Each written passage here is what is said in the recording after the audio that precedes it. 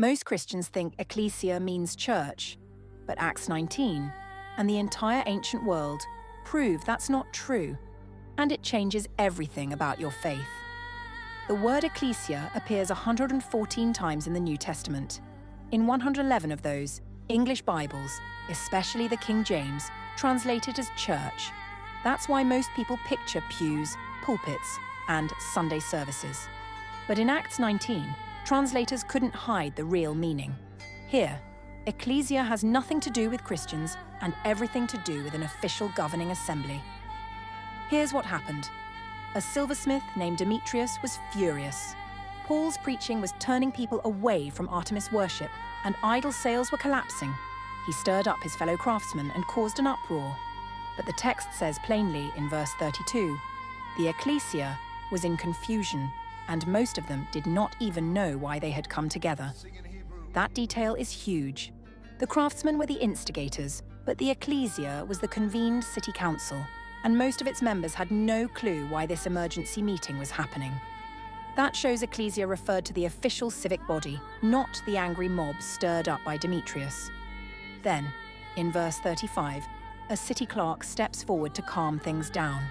This confirms it wasn't just chaos, this was an official assembly. And in verse 39 he adds, if you want to press charges, it must be settled in a legal ecclesia.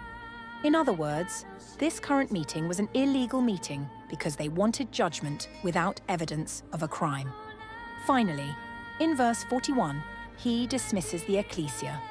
This fits perfectly with how Greek writers like Thucydides, Herodotus, and Plato use the word ecclesia, always referred to a political or civic assembly, a governing council with real civic authority, not a worship service.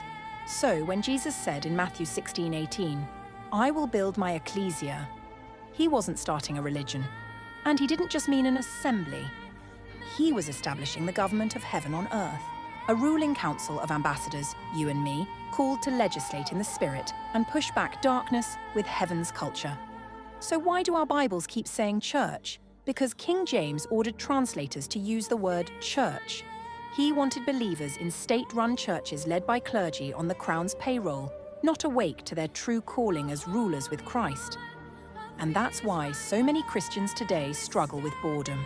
They think faith means going to an assembly once a week, singing a few songs and waiting to go to heaven someday. But that was never God's plan. Jesus declared, the kingdom of heaven is at hand. That means now. His ecclesia isn't a Sunday service, it's you and me. We were not saved to sit. We were commissioned to co-reign with Christ, to resist sin, to wage war against the powers of darkness, and to establish righteousness until earth looks like heaven.